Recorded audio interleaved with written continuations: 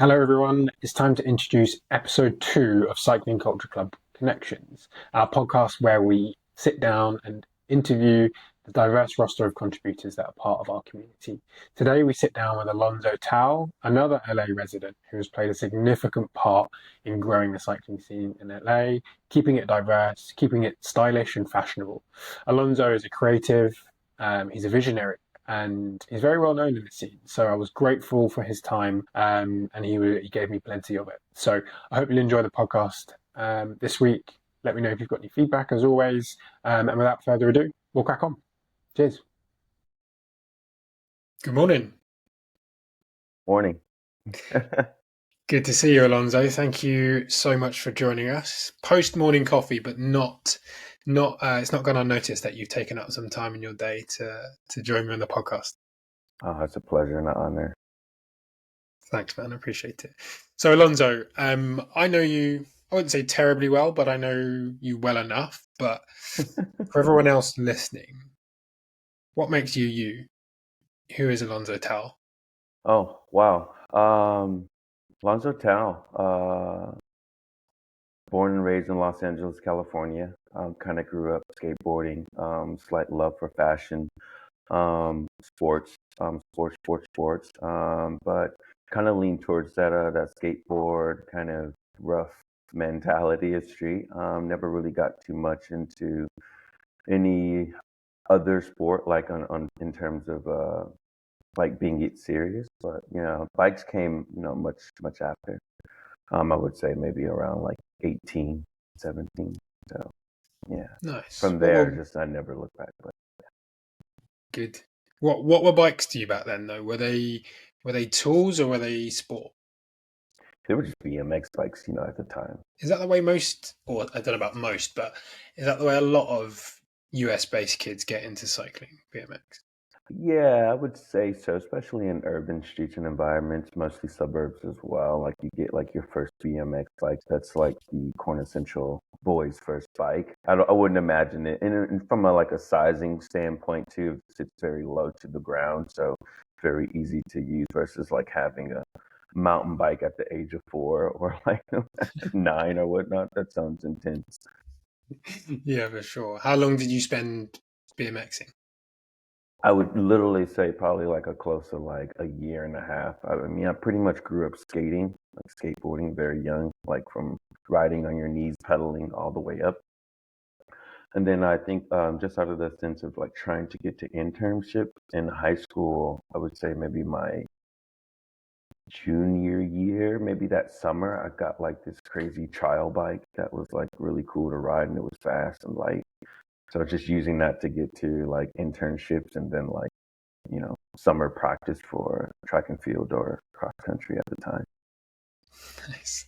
I can see you whipping around downtown LA, like jumping over stuff. Man, that was kind of me. I was really into like just hopping the curbs and then I got into like riding fast and hopping the curb like over streets and signs and finding gaps and then stairs. So it just kind of kept evolving. I had like one small crew, but they were like so much better than I was, but like I could just ride with them all day. And that really kind of, I don't think I've ever told anyone this, like really kicked off the scene of filming because I wasn't so good that I could at least hold this camera for them. And I got like way into that doing that. So I don't think I've ever actually shared that, let alone my first instance of where I met bikes, which is not necessarily fixed gear, which have a longer history. So I think we got into some Easter eggs here. I always tell people like, oh, I started on track bikes and fixed gear because, that's where they know me from, but not really. Like, I had a BMX bike. Yeah, man. There's an earlier legacy, an earlier origin story. I mean, let's dig into it a bit. Like, I think it's really interesting to look at where people came from because I guarantee every person you speak to has a different journey into this world, and yours is particularly interesting anyway. Like, it definitely doesn't what I would consider follow like a normal trajectory, which I love about it. But yeah, starting at those earliest moments, like that BMX bike, that trials rider, and picking up that camera for the first time, because I know, but the audience won't. But you're a big part of your life now is your work, and your work is creative, and your creative is film Yeah, and photo, right? yeah, correct. So tell me a bit about it. Tell me a bit about that first time you picked up that camera and started shooting. But okay, so you're just hanging around, really, and you're like, you want me to ride with it? You know, you just say something like, "Oh, you want me to ride to feel valuable, to feel like you're a part of like the little scene or crew." It's nothing big. It doesn't have a name. They just meet at Hollywood High, and then once the skaters get there, then we kind of like push around somewhere else. But like I was, I came from skating too, so every blue moon I would mix it up or like have a backpack with the board slip between your back and like or ride the BMX bike. So a lot of skaters kind of did that too. So the intertwining was there, but it was like rare. There but rare. So no beef or anything. It was just like you go, we go, you go, we go. But more or less I think I didn't purchase the camera. So it was just like I had to take care of this thing when I would show up, and I became like, oh, what does this button do? How do you turn it on? And then you ask them like, what button do I need to push? And they start to show you what it is as you are holding it with, tender loving care. You know what I mean? It was like an Olympus like steady or handy cam rather with like a hook on top. And you're just riding around filming these guys pressing play. Later on, you want to set it statically and then zoom all the way in while they're talking or working on the bike, and then they'll use it, or they'll be like, get more of that, and that be turned into what we call B-roll. And learn these small, like little things. But that happened over a course of, like 2, 3 years in Did like the you Los know? Angeles area around the Leimert Park into like Hollywood, Mid City, into the valley and back down. So hopping on like the red line into the valley because that's where I kind of went to school. Nice, man. As soon as you picked up that Steadicam, do you think you knew you were going to be a creative in that way? Um, I had cameras like still cameras, um, but I didn't think I would immediately be that driven to it. It was just like another skill, really. It's like something else that you could do because there was other guys who knew how to draw.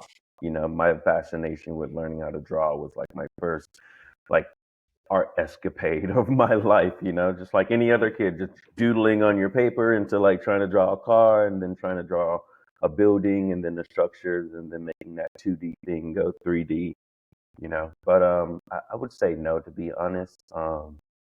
Yeah, Sometimes it I sort did of not comes know. to you, and over a course of time, right? Like you start with an adjacent skill set, and maybe there's something that you pick up that is interesting to you at the time, but you don't come back to later. I think that's a bit about. Very much so. I can see a lot of that in your journey with Team Concept. A lot of that sort of early inspiration definitely comes from. I feel like some of those earlier interactions with cameras and riders and bikes. Yeah, I think they're just the organic like experience. They're just like little seeds, like little mustard seeds, and then they germinate over time, and you grow certain areas of your life.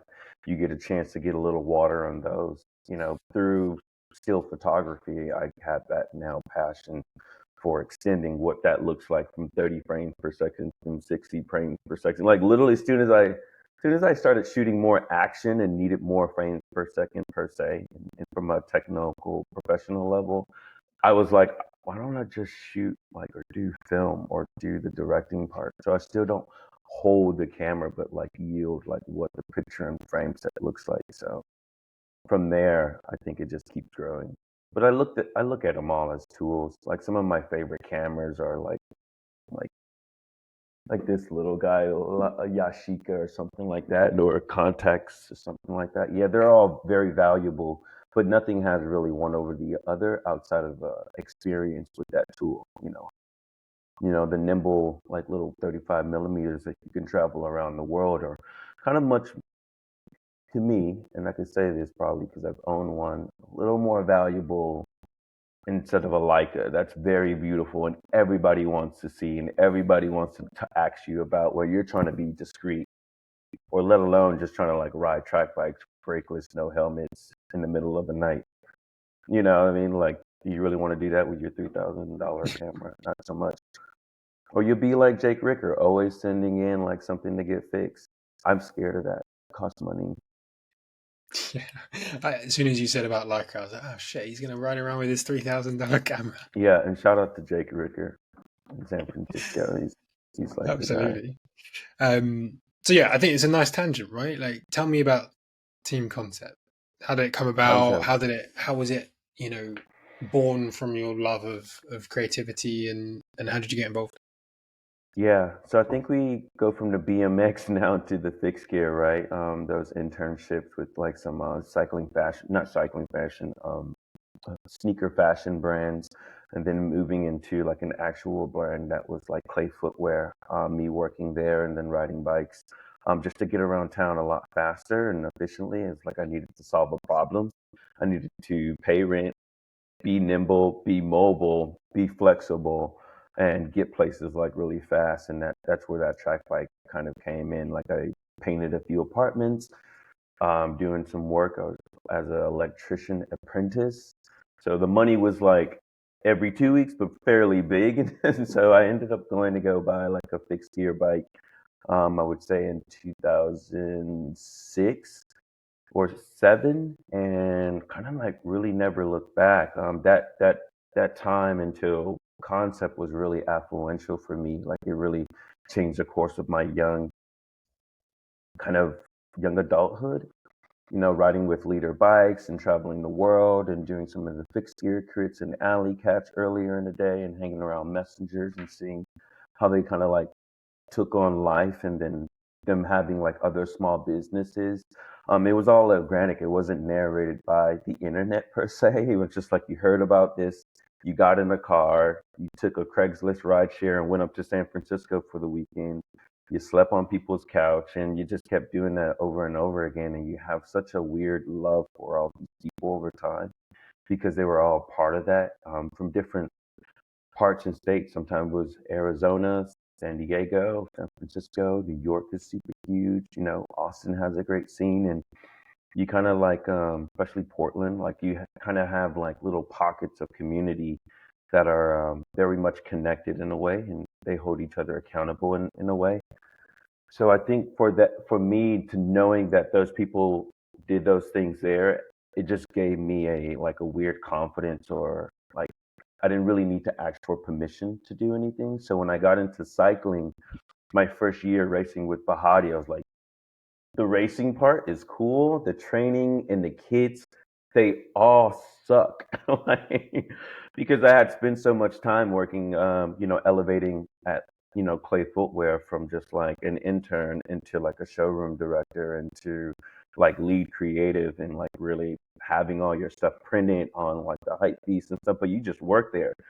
And I still battle with the duality of like semi-professional brand photographer and showroom director and then like fixed gear street racer. By weekend and by night I was just like a whole nother person versus like what my closet looked like. They were like split. So when I even go down in my history, I'm like, why did I never share any of my like footwear like work? So it took people a very long time to understand that like my work was in that field. So it was interesting.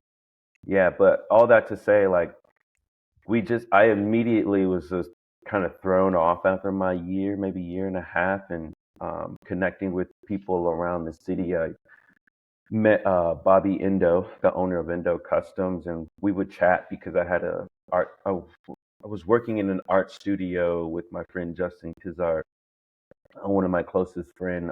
He had a small brand. So when, like I said, when you're in these communities, you know the person who has this brand, whether it's big or small. And so you could always ask them about like what their experience or the logo or this or that, and things could just kind of really come to happen. Like I wasn't a designer, but they felt necessary to be like, oh, I'll design that here. I'm like, oh, this is sick. I like to do everything now because I'm a maniac, but that's how that happened. And I think I knew that all we needed was a kit, a name, and to register our team. All the rest of it would just kind of like come forth over time. I when I got into road racing and criterium racing, Justin was there, his brother was there, Bahati was like really kind of making a splash there. Sharon was making a splash there. So there was something already to see. And this goes back to, what people say, like representation do matter. Like I got on the scene and immediately seen the guys that were winning and they looked just like me. They talked just like me. And when I met them, they at least treated me like I was just like another brother. Like it was like immediately like connect, even though we're very separate, like we very like much respect and chat all the time. So I think Justin had some type of, you know, vision of like what cycling could be. And I think we would chat all the time. And then we met with Bobby and we're just hanging out. And we're like, well, we'll just do a team. We'll do like a 1, 2, 3 development team.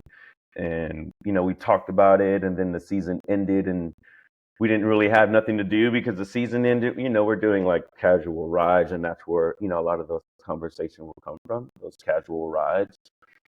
And then we decided to just meet one night, brainstorm. I brought in some ideas in terms of like how we could capture the team or the essence and the aesthetic of the team. Justin kind of ushered in what the race schedule could look like and what the kind of quintessential things that you need to do to even be like a respectable team. And then that win attitude. I didn't really had it. I just love being present. Like I just love being there because I had like another life. So it's just like, I'm here. Like, and the more that I spend in the art world, the better I can extract from there, have my own experience, and like give to cycling as well. Bobby was like, I will make the kit and reach out to some sponsors. People, the brands and the marketing managers at the time really loved it, and we kind of just went for it. Yeah, I think some of our first sponsors were, I think, Giro and like Cannondale and like a few other handful of other companies that supported with tires, and we just went from there. And we orchestrated a photo shoot, made it look kind of cool, made it black and white, and just kind of did our spin. I kind of control like the media and the stylistic part, and Justin controlled more of the racing and the format of the team and the development of the riders and trying to get them to that race mentality, that win mentality, and trying to utilize the fixed gear scene as well. So there was a little bit of overlap, or we're still kind of racing concept at fixed gear events, but that's pretty much how it like ascended, like the full story. So you're getting all of it today. Nice, man. That is a good abridged version, actually. But I'm gonna have to dial back because there's a couple of questions I got to ask. So, like, Yeah, it was really interesting when you said about when you first came into this. Like, actually, you started fixed gear racing and you were represented. You did have representation in your eye line, and I think that's really critical because my connections with people are very much the opposite. Most people don't feel represented, and I mm. sort of love that there was this opportunity for you to actually feel that and feel seen and feel part of a community from the beginning. Do you think that gave you more confidence or more connection with the scene than potentially you would have done otherwise? Yeah, 100%. Yeah, 100%. I know that now, being like 36, and spending such a large chunk of my adulthood in it, but yeah, 100%.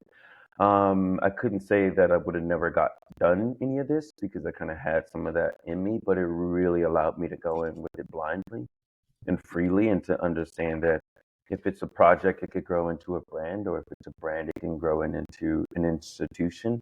And that's what I wanted most for LA, for it to have something like concept that it could be copied and repeated and build out a blueprint, or to immediately share what we were to anyone. Like I show my decks a lot. I show like what we've done in the past. I show how free you really need to be with lots of people all the time. I help like lots of them, and they're so scared.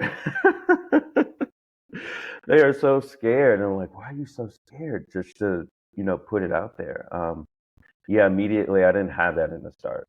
Yeah, and I don't think I still have it. I mean, to some degrees, yes, but yeah, That's great.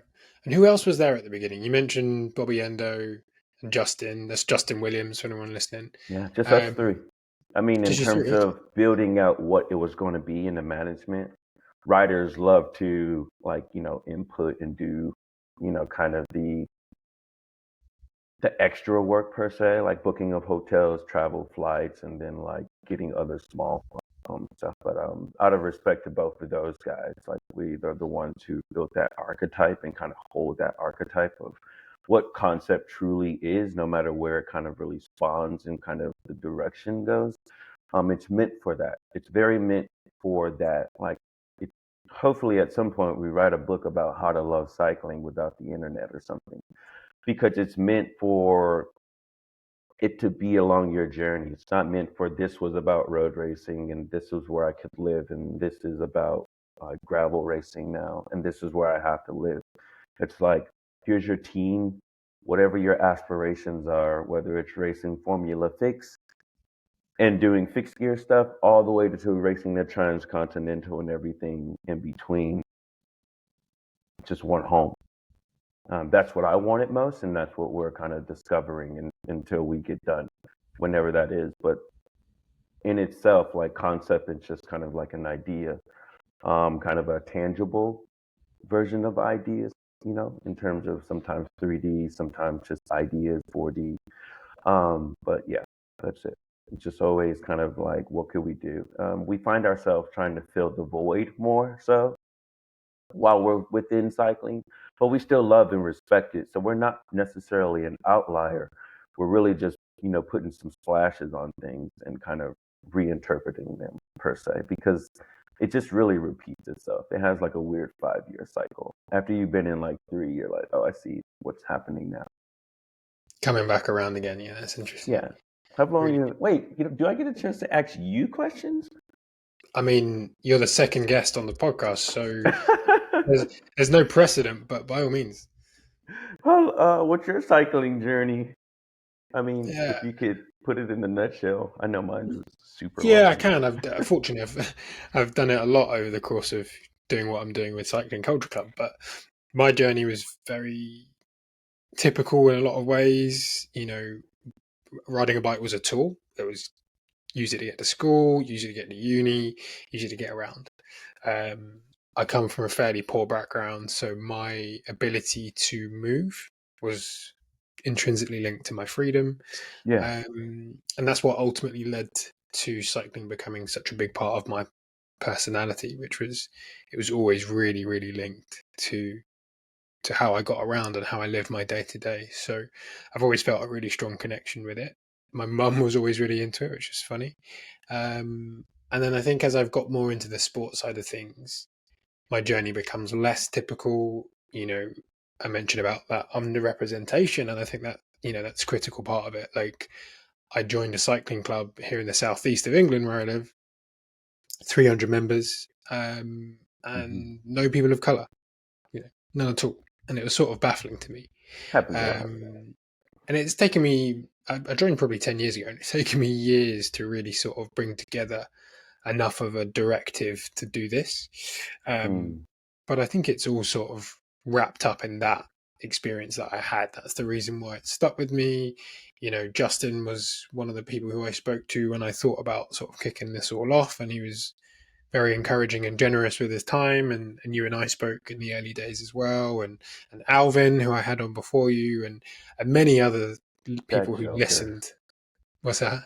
That joker. That Joker, yeah, yeah. My The guy. um, the him, you, many others, lent their time and their ears to what I could consider to birth with Cycling Culture Club. So I think Mm. that connection, no matter how it was born, has led me to where I am now. So super grateful for that journey, and I think a lot of people will resonate with that journey, Yeah. and see similarities in it. So yeah, no, thank you for asking the question. It's Thanks for sharing. it's a nice novelty. Sometimes you can be very sort of one-sided, and I think there's so many stories to tell. Um, but no, I think with concept and where you are now, Hmm. um, obviously the team has developed a lot. It's been quite a number of years now, 5 or 10, 6, almost 10. more than that. Okay, 10 10. next So year. that's big. That's a big milestone. Where do you think? Well, dial it back one step, but do you feel like concept is where you thought it would be 10 years ago? I thought it would have some new version of where I am at 36, right? I definitely am being more precise about like my approach to cycling. I definitely, so yes, to answer your question, um, once again, back to concept itself, it's a part of really just being along with the journey. So, like, I didn't think it'll be like my favorite things I'm getting back into now. It's just like 2 3 hour like mountain bike rides solo, no phone, and then like doing like 3 hard rides that are like our kind of criterium fast training rides, which is 2 times around the Rose Bowl a week, maybe like 40 miles. It's like 10 laps, 3 laps, 3 miles a lap or whatnot with some fast guys. And then a ride from South Pasadena out to Azusa and back, which is like a nice like tempo ride and with a little bit of climbing towards the end. Not a lot of, I say a little, it gets steep, or at least the speed makes you get all clapped out. So it's great. And I focus on those now. Some of the gravel stuff I started to dial back just because I was going through a new fit process with my bike and just getting more dialed in onto like the fit. Everyone, stop. If you've never got fitted for a bike, go ask your local bike shop. It is so worth the money. Okay, back. Yeah. A word from our sponsors. Word from our sponsors. Yeah, that is so necessary. I'll tell you. Yeah, that's what I like to do now. But I have a garage full of different discipline bikes. I have like 2 fixed gear bikes. I have like some amazing ultra crazy track bikes. Hardtail, full suspension, like probably like 2 road bikes in there, S5, R5. So like it's ready to just get after it. I think we just rode down from Los Angeles. Los Angeles down to Ensenada maybe like 2 3 weeks ago, and it's just like boom, road bike, perfect. Let's do it. So I guess concept has sort of evolved from what would have been a fixed gear track team in its early days. As you mentioned now, you've got No, riders like the true spawn was really with road cycling. Fixed gear, we really kind of just took what we already had there. I think when that came along, our team was with the management. I'm trying to think about what we were doing. We were coming off working with Undefeated, like a local sneaker apparel brand and shop here in Los Angeles. Um, it was like one of the first designs and like something really, really kind of bridging that gap in between sneakers and like fixed gear racing. And it was a big scene. You had Red Hook Criterium, you had Wolfpack Hustle, you had like other like races happening in and around the world at that point. So like I said, when we got into cycling, it was a bit stiffy, a little box cutter. It's just like, I'm not gonna rag on it now because some of the design elements I still use. So it's nothing. It was, like I said, it was just like not something that I was into, and what I'm into, I didn't, I didn't really care, and I wasn't gonna make fun of theirs. I was just like, I'm just gonna do mine over here. That looks cool, guys. Yep, do mine over here. yeah, keep doing Yeah, you, I'll do me. yeah. And I like that they did them over there. You know. Yeah, and I think when it comes, that all feeds into the culture, right, and in their own individual ways, and yeah, it's interesting. It's interesting. So just taking it back to the modern day, how are you involved with concept now? More still the backbone. Really kind of being strategic with our partners. Probably shoot pretty much maybe close to 85% if the brand doesn't offer to kind of like help support their campaigns. We try to be available for that stuff too, and I can create a lot of them for them for our different partners. So a lot of like shooting. We do like a lot of like one-offs. Most of them are fairly easy because we know where we want to ride and how we want to execute. The landscape in Los Angeles is pretty robust in a compact way. So we could be in mountains, we can be on trails, gravel trails, single track from the city within like an hour, like all in one like little track. So we could hit all of that in an hour, to just making it make sense and kind of taking out the mundane part of it all. Other ways is some design elements, but Bobby kind of really takes that. We try to just go back and forth in between like kind of what's happening and what's cool, but that's kind of really cemented for, it's built our relationship and friendship because, I design, OMAC or like more track bike, some of those stuff, those projects rather. So they're always like intertwining in some type of, way.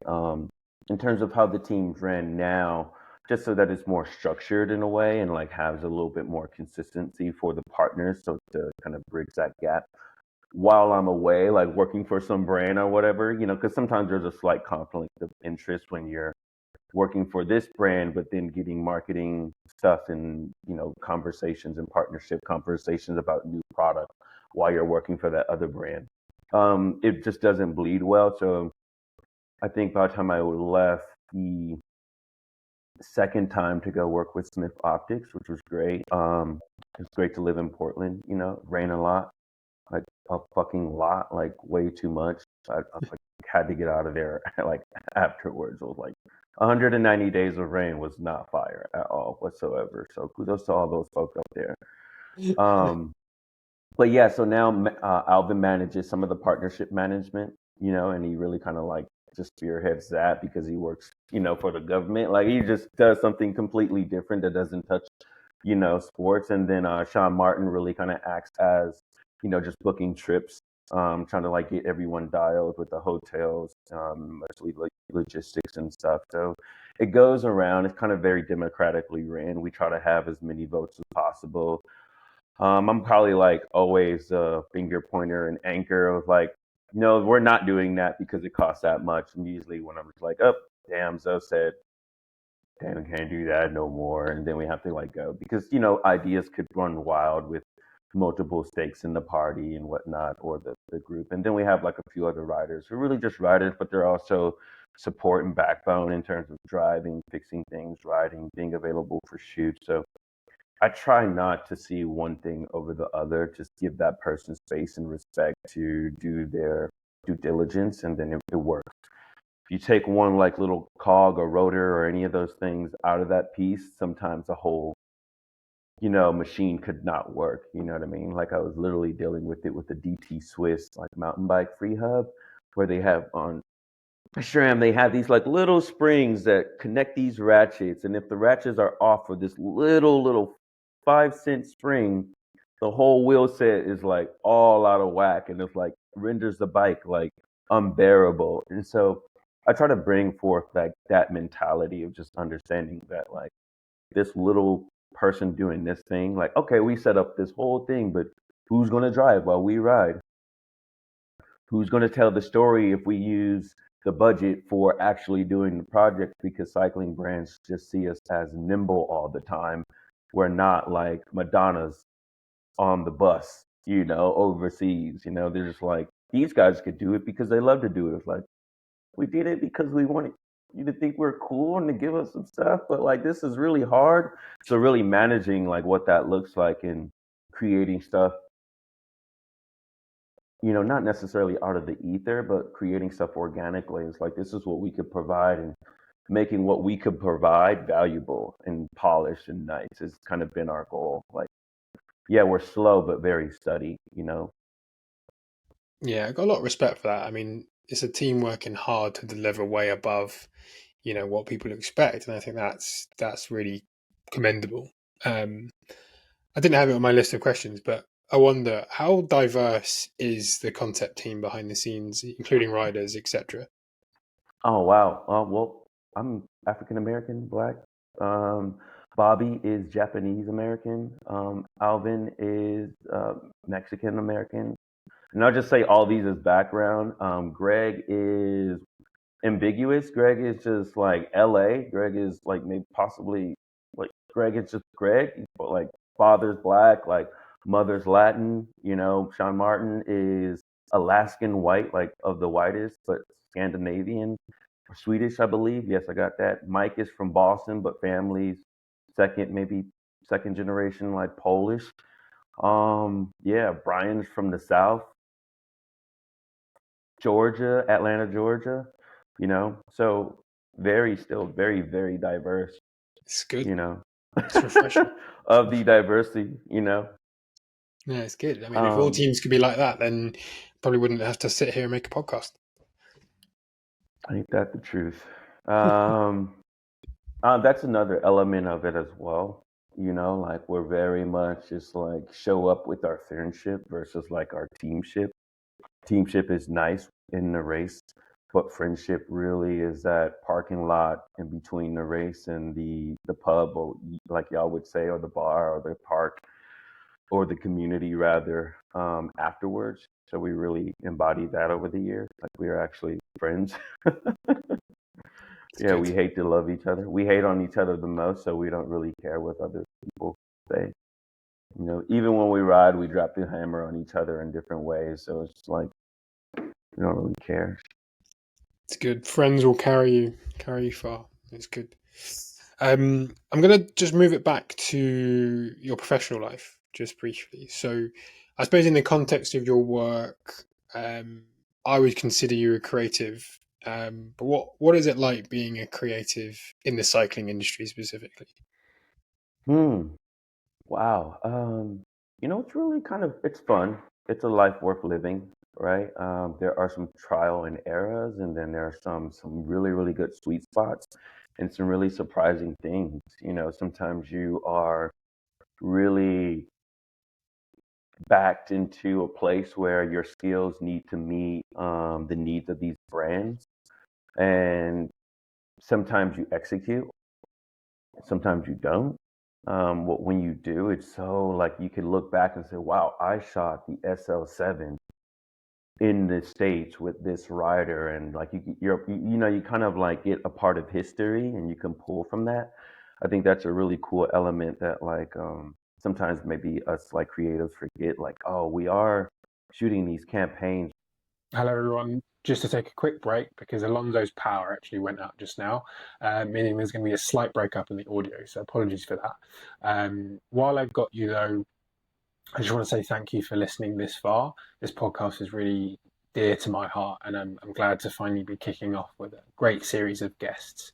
I suppose if I was to ask anything of you, it'd be to subscribe and hit those notification icons so that the podcast can grow and it will get recommended to more people, hopefully spread the word of Cycling Culture Club. And I think I'd also love for you to check out what we're doing over on the website. So there's content on there. You can read the bios from our really diverse roster of contributors. And I'm hopeful that over the coming months, that content will continue to grow and that Cycling Culture Club will really become a resource for anyone within cycling who wants to feel represented. If you want to get involved and become a contributor, help play your part in diversifying cycling, then I'd love to hear from you. Drop me a mail, slide into my DMs, find the contact form on the website, any number of ways. I'd welcome any and all outreach. So, yeah, look forward to hearing from you all. But for now, back to the podcast. Thanks.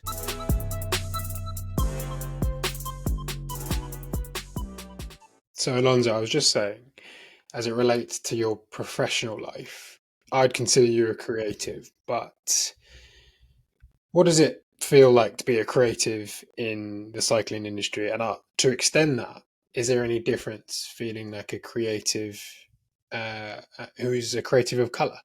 Oh wow, two-part question and very heavy. Hmm. You know, like I said, maybe in previous conversations, it really is a joy. Like, it's a life worth living. There are some trial and some errors, and most of it's kind of preparation. But I think you know we forget as artists, we are a part of some of these brands, even in an extension, and we get kind of archived in history with our like imagery that we're capturing, and like sometimes it's overlooked through us because you know we kind of get a check and move on, but it's really rad because you know we start to become a part of history of like who shot that photo, and I think more people are aware of who shot those photos now because of social media and how you're sharing it. And so that one photo that used to never have a name, now you get a chance to know the artist, and more brands and more galleries are interested in hosting and having conversations like this. And so the community's building now internally out versus outwardly in again, which is a nice feeling. Um, in terms of being an African American in this space, or a person of color rather, I don't think about it too much. I really kind of have a practice to kind of like leave that stuff at home. It maybe comes when you think you should have got a job and you didn't, or because you really didn't have the language or the vernacular to get, the people get that persuasive like messaging across, or using the trigger or the high value words that the scene has, no matter where it is, or you know what I mean. Like sometimes you don't really champion yourself enough as a black creator to say I know these spaces. But what I feel like most is I haven't like really kind of challenged myself to just reach out like cold calling, really. And sometimes we forget to do that versus like I am the artist, come to me, and you have to really put yourself out there a little bit more because you're not necessarily kind of interconnected, yeah, in the scene. Now I am, but now I have to do the hard work.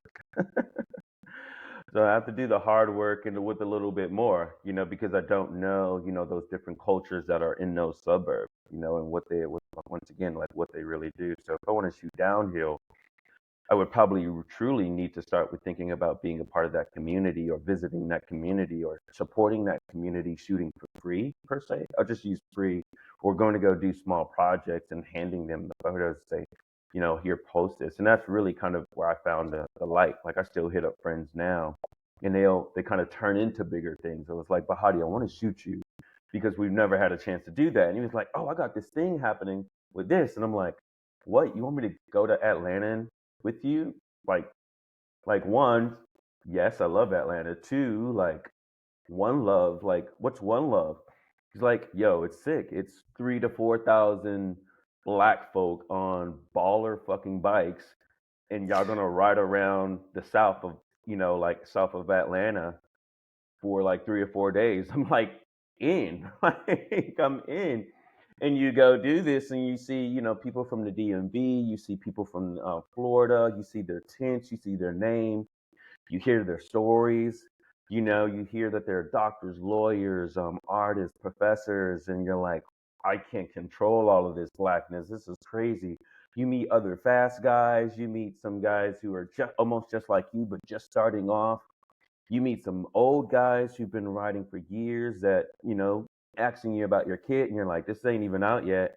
And I thought younger guys would ask me about this, but you're like way into it. And you find out what they've done for a living, or their businesses. You're like, you're what? Almost a billionaire? That's crazy. And, you're looking at their bike, you're like, ah, man, you can't never like really, yeah, you can't really quantify it all, but some of those things are just rad, like you got to like kind of keep being young and keep being spry. It makes you be a student, to say all that. It always makes you, on both sides, creating within the cycling world, in advancing and growing up the ladder, as well as just being like an African American or a person of color, like experiencing some of the new things, like just trying to be a student. That's the closest reminder I have, or my experience. It's just like, you know, Yeah, I really love that. Try and be a student. I think a lot of people can use that. Sometimes it's about listening, it's about understanding who you're trying to relate to and who you're trying to connect with. And sometimes, ego can get in the way of that, assumption can get in the way of that. But yeah, trying to be a student, that's really, bills could really get in the way of critical. that too. Bills, Yeah. bills, bills could get Bills in the get in the way way of of it, but everything, my friend. yes, sir. But you try to bring it back home, right? And that smile, that project, when it gets posted, or that thing that you did, once again, you get a chance to archive it in your history and be very proud of it. Just remembering that slow money better than no money. Ain't that the truth? Um, so I guess you've shot all over the states, but a lot in LA, right? Super connected with the LA cycling scene. Hmm. Um, Talk to me about what that scene is like and what it means to be a creative in LA. It's very robust here. We have the weather for it. We have the environment and the different discipline communities, from tracks to cycling to fixed gear to the BMX, the 29er BMX, the Willie kids, all the way to the road racers. There is a scene for it. There's a brand scene for it, here. and it's one big community, but they don't like really gel all the time in terms of like perspective of you should have a helmet or do you have to wheelie everywhere versus like I'm never wearing spandex and you look dorky and some of the other ones too. I think the beauty of it, especially with concept, like we come from all of those backgrounds and we experienced all of those different disciplines within cycling that like we just love it all. That's one of my goals for 2025. Like, how could we start to bridge some of these gaps of communities within it? But like Los Angeles is super big. Like, there's never not a time of year where you can come here and not like dig right into like what it is cycling to be. So it's always going. And I think it's just because it's always moving and all those communities are just moving so fast that they very have a chance to kind of go like this. They're just very vertical. Yeah, that's cool. Would you say that means that the barriers in LA are less than they are in other cities or more? Oh, 100%. Yeah, Okay. yeah, 100%. I don't live in other cities, so you don't get a chance to meet motherfuckers like me. Very rare, like another, for instance, like New York has that, but they probably don't have like a larger racing scene in terms of like how many races or whatnot. But maybe I don't know that, but I used to go there to race my track bike and fixed gear bike. Yeah. Yeah. I mean, again, coming back to that point before we started recording, like the US is so big and so much variety across the states.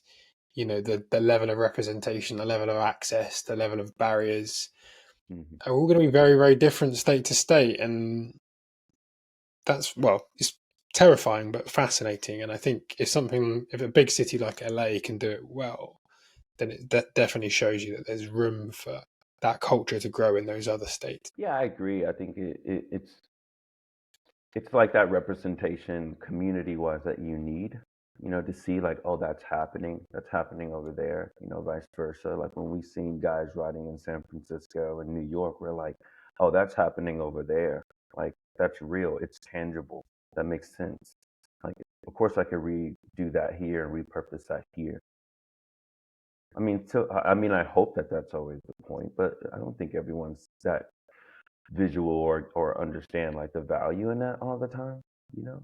It's kind of up to like myself, you, and many others to kind of like champion that.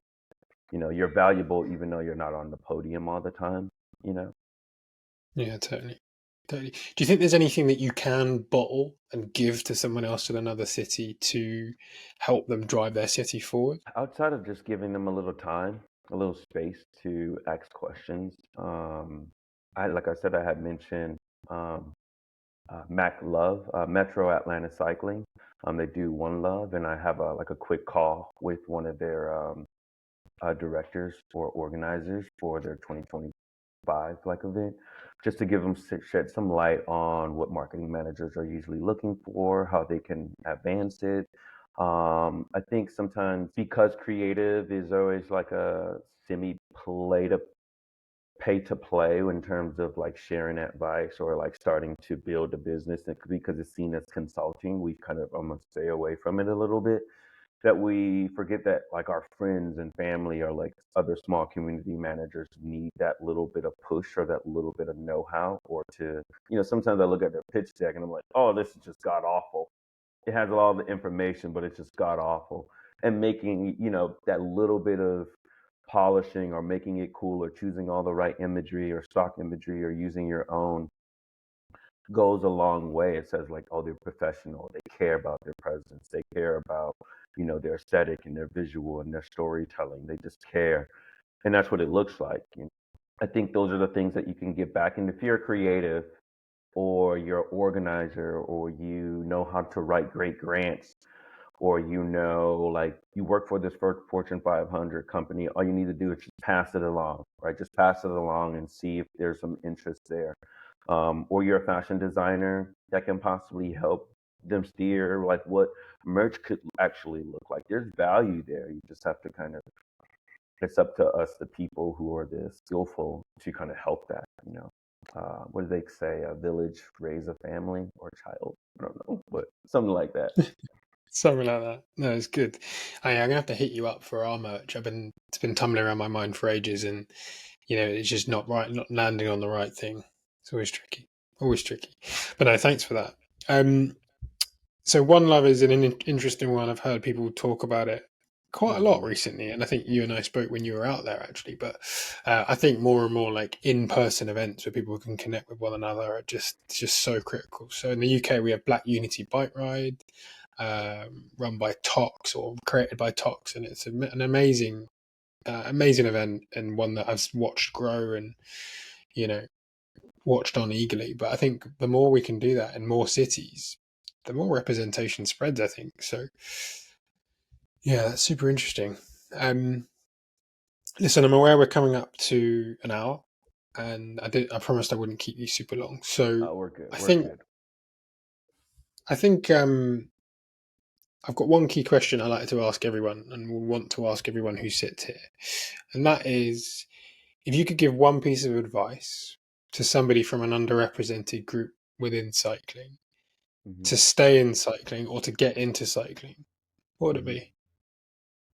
Wow, I think one piece of life, it's a life worth living. Yeah, it's a life worth living. You could literally like live in a city and drive your car every day, but till you get on that bike and experience each block, the sound, the noise, the the church, the school children, the coffee shop, you just experience it in a different way. You start to care. Whether your neighborhood's bad, you start to say, why is it bad? You get to see why it's bad. If it's beautiful, you get to see why it's beautiful. You get to see the small little nuances. Um, I think it's therapeutic, especially for artists and creators. But yeah, it's a life worth living for sure. Couldn't have asked for a more poetic finale, I think, Alonso. Perfect. Listen, thank you so much for the time. I think we've only begun to scratch the surface of your journey and your Oh, history and your contribution to cycling. So I'm definitely going to get you back here for another in-depth chat. But no, just to say I really appreciate you and big respect for the work that you've done and look forward to seeing what comes next for you. awesome. Thank you for having me. It was fun. I'll be back. Always welcome. Always welcome. Right. Thanks again. See you soon.